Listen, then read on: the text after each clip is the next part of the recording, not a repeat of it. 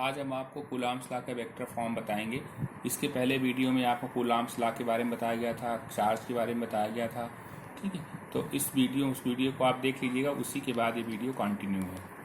Coulomb's law in vector form में Coulomb's law का क्या है उसके बारे में। Let two charges Q1 Q2 of same sign separated at a distance r in vacuum.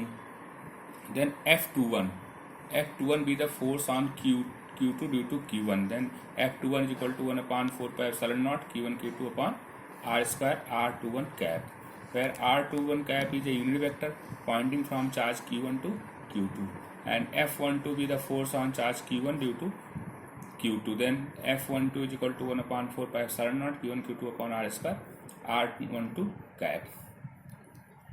Look at the figure. Here Q1 and Q2 are two charges. Distance between them is R. F12 and F21. Distance between them is R. R21 cap and R12 cap is a pointing vector. ये pointing vector है एक दूसरे की तरफ। अब इनके बीच में आप डिस्टेंस निकालें किसी वेक्टर को। R12 is unit vector pointing from charge Q2 to Q1। ये R12 क्या है, Q2 से Q1 की तरफ वेक्टर है, और R21 क्या है, आपके पास 2 से 1 की तरफ है। तो the equation from 1 to express Coulomb's law in vector form. 1 और 2 जो आपका इक्वेशन है, ये इसको कहते हैं कूलॉम्स लॉ का वेक्टर फॉर्म। अब आप यहाँ पर क्या कर सकते हैं, जो R21 कैफ है इसको लिख सकते हैं वेक्टर R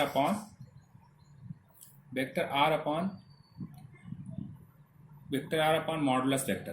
तो इसका नीचे आ जाएगा R³ हो जाएगा और ये वेक्टर फॉर्म में चला जाएगा।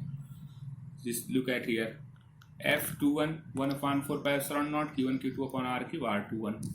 F12 is equal to 1 upon 4 pi epsilon naught Q1 Q2 upon R³ R12. Importance of Coulomb's law in vector form में कूलॉम्स लॉ का क्या इंपॉर्टेंस है। It gives the following additional information. पहला, since R12 cap and R21 are the unit vectors in opposite direction, then we can write R21 cap is equal to minus, ये दोनों equal and opposite हैं, तो क्या हो जाएगा R21 cap is equal to minus R12 cap. ये 2 से 1 वाला की वजह से 2 से 1 की तरफ है और 1 से 2 की तरफ है।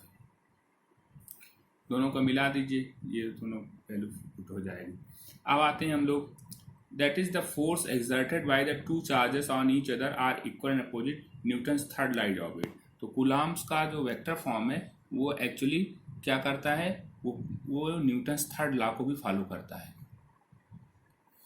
ठीक है, तो therefore electrostatic force is a central force, इसीलिए इलेक्ट्रोस्टैटिक फोर्स क्या होता है, सेंट्रल फोर्स होता है। तो कूलॉम्स वेक्टर फॉर्म में आप क्या करते हैं, जो वेक्टर फॉर्म में आपको करना होता है उसमें आप तुरंत क्या लगा देते हैं, Q1 Q2 upon R³ R21, यानी कि इसको आप यूनिट वेक्टर को आप तोड़ देते हैं vector R upon mod R में। क्यों, कोई भी यूनिट वेक्टर आप लिखते हो तो vector R upon mod R में चला जाता है, तो ये यूनिट वेक्टर आपका हो जाता है। Force between multiple charges superposition principle. अब आते हैं नए टॉपिक पर, force between multiple charges and superposition principle. ये प्रिंसिपल क्या कहता है, देखिए, Coulomb's law gives electric force between 2 point charges if there are number of interacting charges around the given charge. अगर किसी एक चार्ज के चारों तरफ कई चार्जेस मौजूद हों, then force between any 2 charges में be found as if the other charges are not present. Other charges अगर नहीं प्रेजेंट हैं तो the force on a particular charge में found by the principle of superposition. अब ये सुपरपोजिशन क्या होता है, किसी एक चार्ज पर अदर चार्जेस की वजह से जो फोर्स काम कर रहा होता है वो सबका क्या हो जाता है, वेक्टर सम हो जाता है। If a system contains a number of interacting charges, then the net force on any one charge due to other charges is the vector sum of all the forces exerted on it by all the other charges. The individual forces are unaffected due to the presence of other charges. मतलब, if a system contains a number of interacting charges, then the net force on any one charge due to the other charge is the vector sum of all the forces exerted on it by all other charges. The individual force are unaffected due to the presence of other charges. मतलब किसी एक charge पर other charges की वजह से जो force काम कर रहा है वो सबका वेक्टर सम हो जाता है।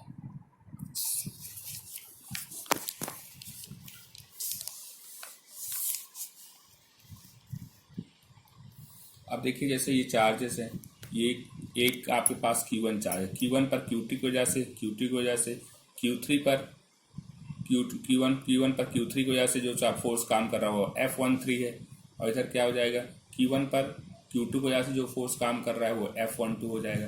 इसी तरह ऐसे n चार्जेस हैं यहाँ पर, तो Q1 की Qn की वजह से जो इस पर Q1 पे फोर्स काम कर रहा है वो आपका हो जाएगा F1n। Similarly R12, R13 and Rn. F1, suppose system contains n point charges Q1, Q2 and Qn. Then the principle of superposition, the force Q1 due to all the other charges is given by F1 is equal to F12, F13 dot F1n. Where F12 is the force on Q1 due to Q2, F13 is the Q3 on F12. The force which two charges exert on each other not changed by the presence of other charges. So F12 is equal to 1/4 pi epsilon naught Q1 Q2 R12 square R. F13 similarly Q1 Q3 R13 square R. Similarly F1n. So F11 सभी charges को आप vector sum कर दीजिए तो F12 is equal to ये आपके पास पूरा चीज आ जाएगी। तो कूलॉम्स वेक्टर फॉर्म में आपको सुपरपोजिशन प्रिंसिपल भी फॉलो करता है। सुपरपोजिशन प्रिंसिपल मतलब किसी एक चार्ज पर अदर चार्जेस की वजह से जो फोर्स काम करता है वो सबका वेक्टर सम हो जाता है। अब आते हैं हम लोग intensity of electric field. Intensity of electric field is what?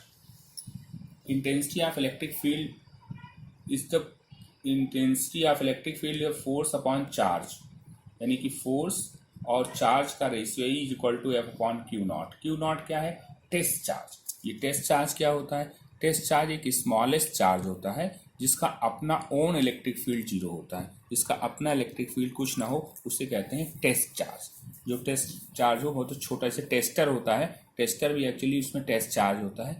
तो टेस्टर जो घरों में यूज किया जाता है टेस्ट करने के, टेस्टर और टेस्ट चार्ज है। To the intensity of electric field, to determine the intensity of electric field at a point we place a unit test charge. Test charge आप समझ लीजिए, टेस्ट चार्ज क्या होता है? ऐसा चार्ज होता है जिसका अपना ओन इलेक्ट्रिक फील्ड जीरो होता है। At this point the measure of electrostatic force acting at that point.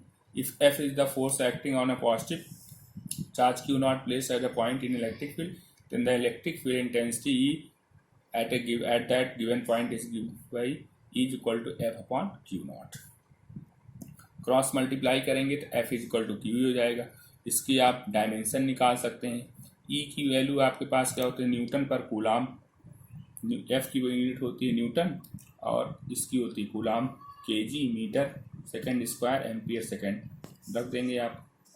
Therefore dimension of electric field are ml t-3 a-1। Intensity of electric field due to point charge, ये पहला derivation है आपका छोटा सा। Intensity of electric field due to point charge क्या चीज़ है? ये चार्ज है आपके पास Q, इससे r डिस्टेंस पर एक पॉइंट है P। ये चार्ज आपका Q है, इससे r डिस्टेंस पे एक पॉइंट P है। यहाँ पर आपको इंटेंसिटी ऑफ इलेक्ट्रिक फील्ड पता लगानी है। इंटेंसिटी ऑफ इलेक्ट्रिक फील्ड पता लगानी है तो यहाँ पर आप एक टेस्ट चार्ज रख देंगे, छोटा सा चार्ज रख देंगे, टेस्ट चार्ज रख दिया। ये डिस्टेंस r है, इस पर एक टेस्ट चार्ज रख दिया छोटा सा।